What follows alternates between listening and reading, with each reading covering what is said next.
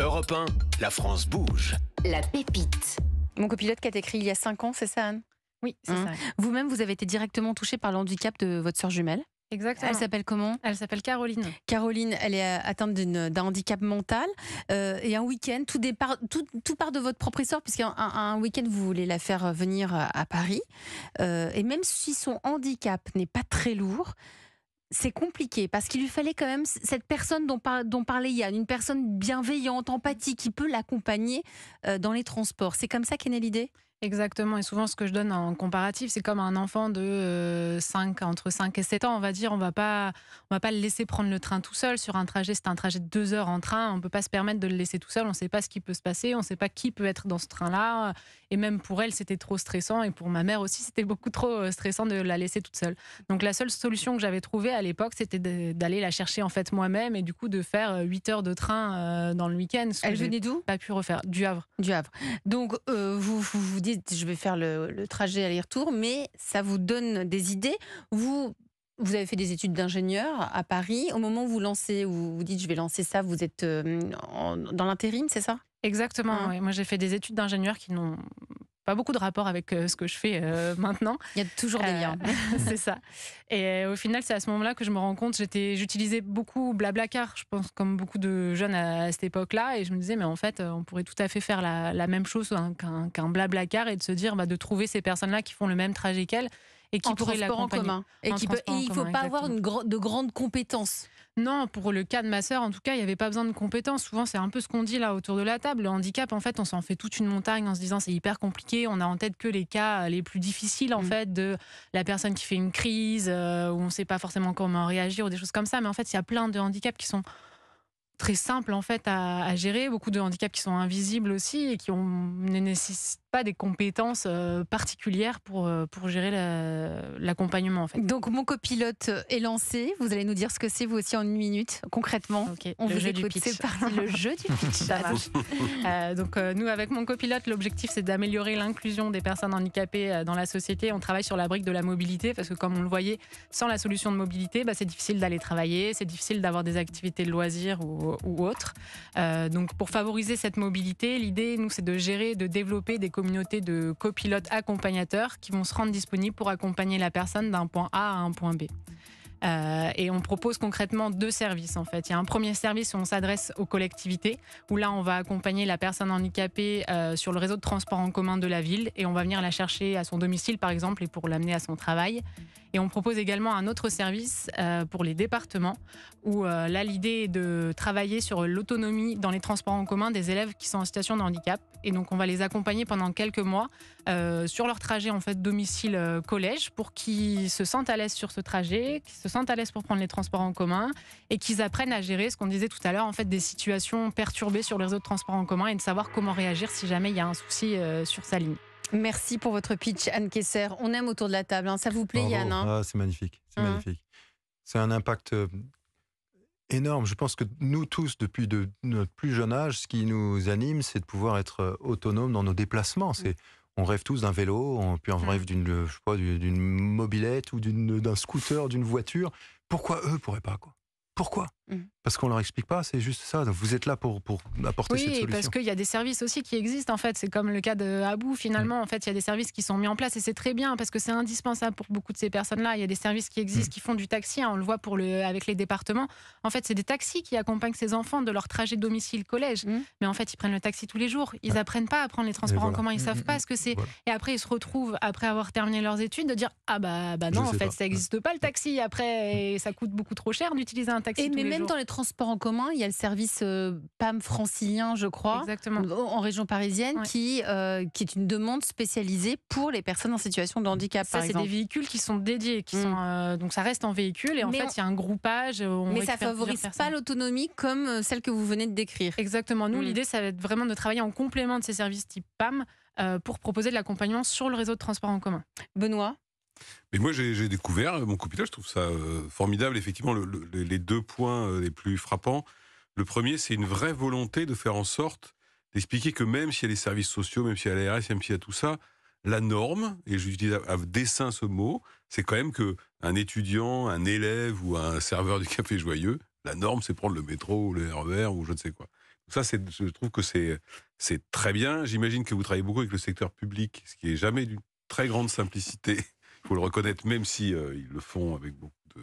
Ouais, je me disais toujours, en vous écoutant, je me disais la logique de copilote, vous prenez des copilotes un peu à l'extérieur, je me disais, sans doute que dans des entreprises, alors plutôt grandes, on est d'accord, je suis certain qu'il y a des tas de gens qui font le même trajet que certains de leurs collègues handicapés et qui pourraient être copilotes internes. Vous savez, moi j'ai toujours été frappé par quelque chose. À chaque fois qu'on a, avec mes équipes, lancé une initiative sur le handicap dans les entreprises où j'ai été DRH, immédiatement, l'ensemble des collaborateurs ont répondu tout de suite. Donc peut-être que là, il y a quelque chose, parce que, on l'évoquait tout à l'heure, les entreprises ont beaucoup progressé dans la prise de conscience de leurs responsabilités à elles, de le fait d'intégrer des handicaps, etc., etc. C'est normal, c'est très bien, indépendamment du fait d'atteindre ou pas le chiffre de 6. C'est pas le sujet, c'est un vrai fond dans beaucoup d'entreprises. Je pourrais vous donner la liste, d'ailleurs, je vous ouvre carrière adresse de la NDRH. C'est qu'il y a aussi une attente à l'intérieur des organisations de voir comment je pourrais aider, finalement. Donc peut-être que la logique d'avoir des copilotes internes, un petit peu comme des cafés joyeux inside, des copilotes inside, dans les grandes entreprises, c'est une manière d'apporter quelque chose de supplémentaire. Et on en embaucherait handicap. plus, en plus. Et en plus, du coup, quelquefois, on se dit non, c'est pas possible parce que cette personne-là ne va pas réussir à faire le déplacement. Ou même, quelquefois, cette personne-là ne va même pas candidater parce que ses parents, son tuteur ou je ne sais qui va dire non, mais c'est beaucoup trop loin de chez nous.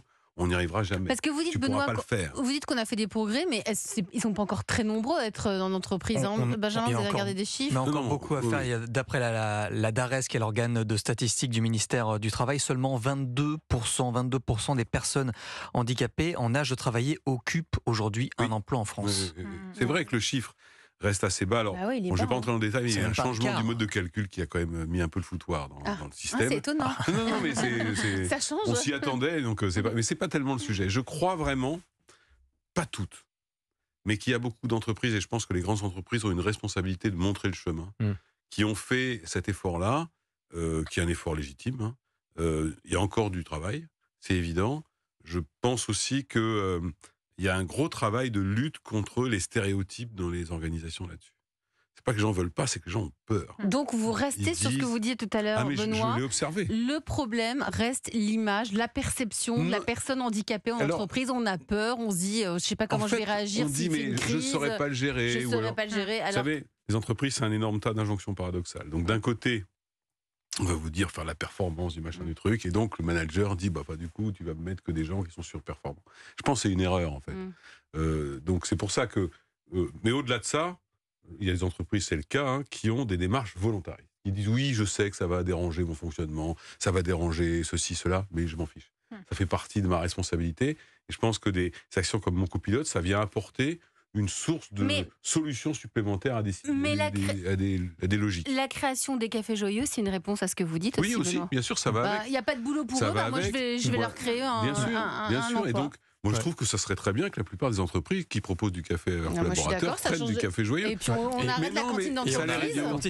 Ça a l'air idiot, mais c'est une manière d'envoyer un signe supplémentaire. Vous savez, ces questions-là, et vous le verrez, en rencontrant un certain nombre de personnes que vous avez déjà fait, j'imagine, depuis des années, ça repose beaucoup sur la conviction des dirigeants qui ont décidé à pas se laisser faire parce que la société lui dit, et donc qui va, je sais pas, tu as dû déjà le constater. C'est une affaire de volonté. De volonté. Et ce qui est très beau, c'est qu'en fait, c'est que ça reste encore à la décision des hommes. Exactement. Ou des femmes dans les entreprises qui vont, souvent d'ailleurs les femmes, moi je vois dès qu'on a eu un infléchissement positif, ça vient d'une femme, enfin très très souvent, et j'ai des exemples, mais j'en ai plein d'exemples où elle a dit... Elles ont ce petit temps d'avance. Oui, elles ont une vision, il y a une intuition qui dit on va réussir à convaincre toutes les équipes d'aller au-delà des critères classiques, des métriques de rendement. Non, et à chaque fois, juste pour mon copilote et même par rapport à ce que tu dis, les équipes ne demandent qu'à être convaincues. En fait. Moi, j'ai toujours été frappé par la solidarité qui s'exprime naturellement quand on leur propose quelque chose. Mais c'est un peu le principe de l'accessibilité universelle qu'on dit souvent avec le handicap. Au final, ce qu'on met en place pour le handicap est utile aussi à ça sert à tout le monde. Et puis ça vous change un peu la nature, la culture, le mode de fonctionnement interne de l'entreprise. C'était un peu ma volonté, je me rappelle au tout départ de mon copilote, je pense que j'ai beaucoup relativisé sur les petits problèmes de la vie de tous les jours par rapport au handicap de ma sœur, parce que ces petits problèmes finalement me semblaient assez faibles.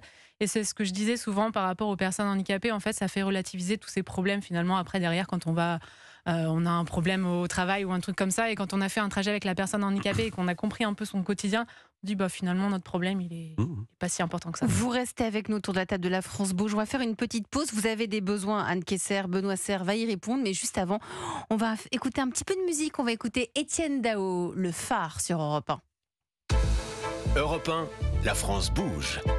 Elisabeth Assayag. Et elle bouge, cette France, elle bouge bien quand il s'agit de l'emploi et du handicap. Il y a encore des progrès à faire, nous disait Benoît Serre, le vice-président de l'Association nationale des DRH. Mais on avance et ça fait du bien. Pourquoi ? Grâce à des entrepreneurs comme vous, Yann Bucaille-Lanrezac. Vous êtes le fondateur des Cafés Joyeux. Nous sommes avec Anne Kessler, la présidente cofondatrice de Mon Copilote. Mon Copilote permet, on peut dire, j'aime pas dire le blablacar du piéton pour les personnes, c'est trop long. Mais en gros, vous accompagnez les personnes en situation de handicap avec une personne qui peut donc lui donner confiance, lui montrer, faire le trajet avec elle, tout simplement. Exactement, la rassurer, l'aider à passer les obstacles, etc. Et par exemple, quand on est dans le métro et que le métro s'arrête, ce qui peut arriver entre deux stations, ça peut mettre en panique des personnes en situation de handicap, déjà même quand on est handicapé parfois. Moi, je peux vous le dire, qui suis un peu claustro, j'aime pas trop. Donc là, au contraire, elle va rassurer. Exactement, elle va pouvoir l'accompagner et aider aussi à retrouver un autre itinéraire, parce qu'elle n'est pas forcément capable, en tout cas les élèves qu'on accompagne sur les premières semaines, ils ne sont pas forcément capables de trouver un itinéraire bis, c'est pas évident, et même pour un peu n'importe qui ne connaît pas le réseau de transport, réussir à trouver un itinéraire bis, donc déjà gérer la situation de stress, de dire la ligne de métro est arrêtée, comment je fais, et après réussir à trouver un itinéraire bis pour quand même aller à la destination finale, c'est pas évident, et donc c'est ça qu'on va travailler avec les élèves pour leur apprendre à trouver un itinéraire bis en cas de perturbation. Et vous n'avez pas de mal à trouver les accompagnateurs ? Ça reste un enjeu. Comme toujours, je pense que dans le secteur dans le recrutement en ce moment, c'est assez compliqué dans pas mal de secteurs. Mais quand il s'agit de personnes handicapées, on revient à ce qu'on disait un petit peu tout à l'heure.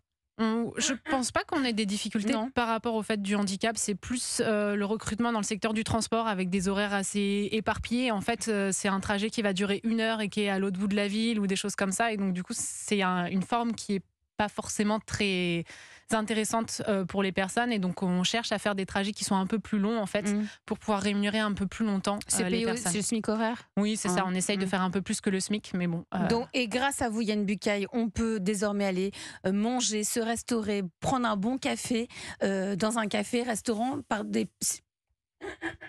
Pardon. Je me suis dit, quelle voix. Servi par des personnes en situation de handicap. Justement, ça fait quoi d'entrer dans un café et de voir une personne en situation de handicap nous servir notre cappuccino ? Antoine Fenech a posé la question ce matin dans les rues de Paris avec son petit micro Europe 1. Écoutez. Alors moi, ça m'est déjà arrivé une fois de m'être fait servir par une personne handicapée, et en fait, j'étais extrêmement surprise. Et pour être tout à fait honnête, j'étais absolument pas prête et j'ai failli me moquer de cette personne parce que je ne savais pas qu'elle était muette. Donc je pense que ça pourrait être utile de mettre un signe, un panneau à l'entrée disant que c'est un emploi inclusif qui intègre des personnes sourdes et malentendantes. Je pense qu'il est important de ne pas les juger, de les considérer comme des personnes valides. Je suis très fier de voir que la société est plus inclusive aujourd'hui. Moi, j'ai aucun problème, je fais pas la différence. J'aime bien les voir travailler parce que malheureusement, ils n'ont pas toujours accès à des emplois. Et souvent, on les sent très heureux de pouvoir travailler parce que c'est évidemment une nécessité et elle l'aurait pas toujours donné. Je trouve que le fait que des personnes handicapées puissent avoir l'occasion et puis l'opportunité de pouvoir s'insérer dans le monde du travail via le service, que ce soit dans des cafés ou alors même du service d'assistance à la personne, je trouve que c'est plutôt pas mal.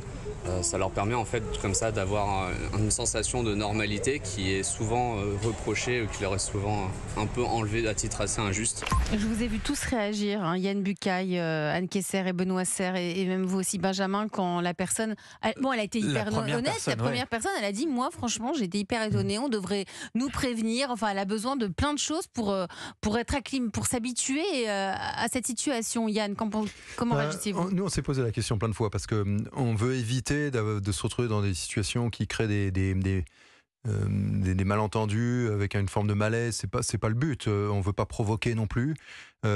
Mais on a décidé de ne pas écrire sur la devanture ici servi par des personnes même emploi inclusif comme elle le propose. Pourquoi ? Alors qu'on est sur les Champs-Élysées, je sais pas si le tout premier est sur les Champs. On en a un, oui, qui est avenue des Champs, qui est un des premiers. Là, c'est le vôtre, c'est celui de Benoît. On se retrouve avec des touristes. Les Champs-Élysées, c'est quand même 95 millions de personnes tous les ans qui défilent. C'est un des plus grands flux, plus grand trafic piéton au monde. Et forcément, les gens ne savent pas quand ils arrivent dans le café. Donc il peut y avoir des moments un petit peu de moquerie. Oui. Alors moquerie, on l'a pas vécu, mais moi une fois j'ai un monsieur qui est venu me voir, qui me demande à me parler et il me dit: est-ce que je peux vous faire une confidence? Et il m'explique qu'il est venu 3 jours auparavant. Il voit cette belle vitrine toute neuve, il s'approche, il voit les bons produits, il pousse la porte, ça sent bon, je rentre et il me dit: j'ai eu peur et je suis parti. Et je dis: mais là, vous me le dites. Et il dit: oui, ça fait 3 jours, je ne pense qu'à ça. Donc, quelque part, il y a effectivement peut-être, c'est que la société n'est pas prête, c'est ça. Et si elle n'est pas prête, raison de plus pour être là, pour être présent. En revanche, nous, on est un café ordinaire avec des gens ordinaires, enfin des gens extraordinaires qui travaillent. Donc non, on ne veut pas prévenir. Non, mais moi, je suis d'accord. Moi, je trouve qu'il ne faut pas prévenir. Vous en pensez quoi? Anne, je voulais... Non, allez-y. Non, je suis assez d'accord avec Anne. C'est-à-dire que moi, je trouve que l'un des premiers éléments, et notamment on le voit avec les gens de handicap invisible, c'est qu'on ne peut pas réduire les gens au handicap qu'ils portent. Voilà. Et je trouvais que ce serait... Que les gens aient peur, après tout, puisque tu parlais de progrès tout à l'heure, quand les gens ont peur, alors ils progressent. Cette personne qui avait peur, maintenant elle a plus peur, donc elle a progressé. Il n'y a pas que les gens frappés par le handicap qui sont censés progresser dans cette société, en fait. Il y a aussi les autres. Donc, je trouve que c'est pédagogique. Il y a encore un gros travail d'inclusion à faire. Oui, bien sûr. Parce qu'en fait, le handicap, jusqu'à maintenant, il était beaucoup caché. Alors, on parlait des cas extrêmes, je pense, en Afrique ou en Amérique du Sud ou des choses comme ça. Mais même en France, encore, les personnes en situation de handicap étaient mises à part, dans des établissements à part, dans des services de transport à part, etc. Et donc, du coup, c'est ça qu'il faut qu'on arrive à travailler en proposant des cafés comme tout le monde, en permettant aux personnes de prendre les transports en commun aussi comme tout le monde. C'est aussi un des enjeux, nous, qu'on a à travers ce service-là. De favoriser l'inclusion de ce public-là. Si vous êtes parmi nous ce soir, Anne Kessler, c'est aussi parce que vous avez des besoins. Comment pouvons-nous vous aider? La France Bouge, c'est une main tendue vers la start-up. Alors, je vais me tourner vers notre coach de ce soir, Benoît Serre. Europe 1. Le réseau La France Bouge. Benoît, Anne a des besoins. Elle a besoin de fonds d'abord pour atteindre l'équilibre financier. Vous avez besoin de combien, Anne? Actuellement, on recherche environ 150 000 euros pour nous laisser le temps en fait, de trouver notre équilibre financier. Parce que là, actuellement, on a 4 clients avec lesquels on travaille. Collectivité, je parle de clients d'acteurs publics. Et on a besoin, pour être à l'équilibre financier, d'avoir 10 clients. Donc, pour réussir à atteindre ces 10 clients, il nous faut encore des sous pour permettre de financer. Déjà, peut-être que ce soir, en vous écoutant, vous allez avoir d'autres clients. C'est ce qu'on vous souhaite. J'espère. Benoît. Mais je pense qu'il y a deux types d'actions complémentaires à ce que vous faites déjà. Je ne sais pas si vous êtes allé voir les mutuelles. Les mutuelles, elles sont confrontées à ça. Elles font partie pour la plupart de l'économie sociale et solidaire. Donc elles sont assez ouvertes à ce genre de choses. Elles ont souvent des véhicules juridiques type fondation ou autres qui permettent justement d'aider. Alors ça peut être du financement, elles ont les moyens. Vous avez des banques mutualistes, vous pouvez aller les voir. Moi, je les connais toutes, donc je peux vous mettre en contact avec eux, c'est pas difficile. Mais je pense que ça, c'est déjà quelque chose. Moi, j'aurais pas pensé aux mutuelles. Au-delà du financement possible, c'est aussi des mutuelles, ce sont des entreprises, comme vous le savez, qui apportent des garanties face à des accidents de la vie, les assureurs et les mutuelles. Et par conséquent, ce que vous décrivez là, c'est une manière de contribuer à réparer un accident de la vie, qui peut être un accident de la vie lié d'une part à un handicap de naissance, mais vous avez aussi des gens qui peuvent se retrouver dans l'incapacité de prendre les transports en commun seuls, suite à des problématiques dans le cours de leur vie. Donc je pense que ça peut être déjà une première option, à la fois pour votre financement et à la fois peut-être pour étendre vos clients, parce que dans ce cas-là, c'est les mutuelles qui étendront vos clients, parce qu'elles intégreront ça comme un service qu'elles proposent à celles qui cotisent pour elles. Donc c'est peut-être quelque chose à regarder. Moi, je trouve ça... C'est vrai que c'est une très bonne idée. Excellente idée, ouais. Merci. Non, c'est vrai. Non, mais à noter. Il n'est pas coach pour rien, Benoît. Oui, tout à fait. Et vous souhaitez donc, à travers ça, à travers les nouveaux clients, atteindre au moins 3000 trajets par mois. Vous en êtes à combien aujourd'hui? Aujourd'hui, on est à 600 trajets par mois sur les mois importants. Donc ça aussi, ça fait partie d'un développement à avoir.